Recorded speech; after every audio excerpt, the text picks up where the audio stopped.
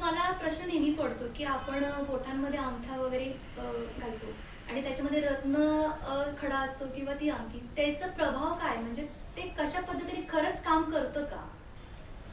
Actually तुम्ही बोलता ते खूप बरोबर आहे मॅडम. कारण बरेच लोकांना रिझल्ट्स बघायला मिळाले, नाही बघायला मिळाले, पण त्याचा जो कन्सेप्ट आहे तो मी इकडे क्लिअर करतो. जेव्हा आपण रत्न घेतो किंवा रत्न वापरतो, एकतर ते रत्न सर्टिफाईड पाहिजे, पहिली गोष्ट. दुसरी गोष्ट, त्याचं इथेंटिकेशन बरोबर पाहिजे, त्यांनी जे सजेस्ट केलेलं आहे ते बरोबर पाहिजे. या सगळ्या गोष्टी जर शास्त्रशुद्ध पद्धतीने जर परफेक्ट असतील आणि तुमचं ॲस्ट्रॉलॉजी कुंडलीशी रिलेटेड ते स्टोन्स जर मॅच होत असतील तर ते रत्न एकदम चांगल्या पद्धतीने काम करतं.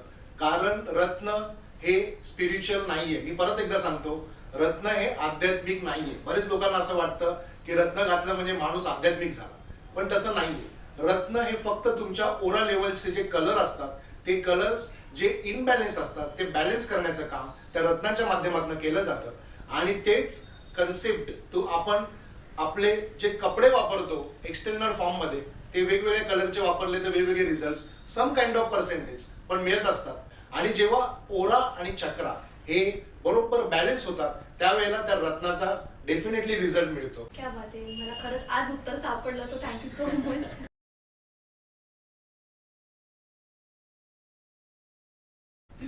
सर मला प्रश्न नेहमी पडतो, की आपण बोटांमध्ये अंगठा वगैरे घालतो आणि त्याच्यामध्ये रत्न खडा असतो किंवा ती अंगठी. त्याचा प्रभाव काय? म्हणजे ते कशा पद्धतीने खरंच काम करतं का?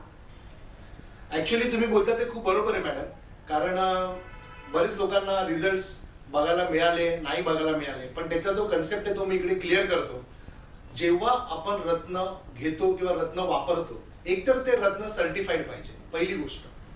दुसरी गोष्ट, त्याचं इथेंटिकेशन बरोबर पाहिजे, त्यांनी जे सजेस्ट केलेलं आहे ते बरोबर पाहिजे. या सगळ्या गोष्टी जर शास्त्रशुद्ध पद्धतीने जर परफेक्ट असतील आणि तुमचं ॲस्ट्रॉलॉजी कुंडलीशी रिलेटेड ते स्टोन्स जर मॅच होत असतील तर ते रत्न एकदम चांगल्या पद्धतीने काम करतं.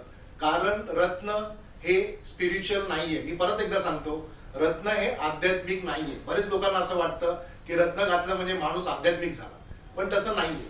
रत्न हे फक्त तुमच्या ओरा लेवलचे जे कलर असतात, ते कलर्स जे इनबॅलेन्स असतात ते बॅलन्स करण्याचं काम त्या रत्नाच्या माध्यमातून केलं जातं.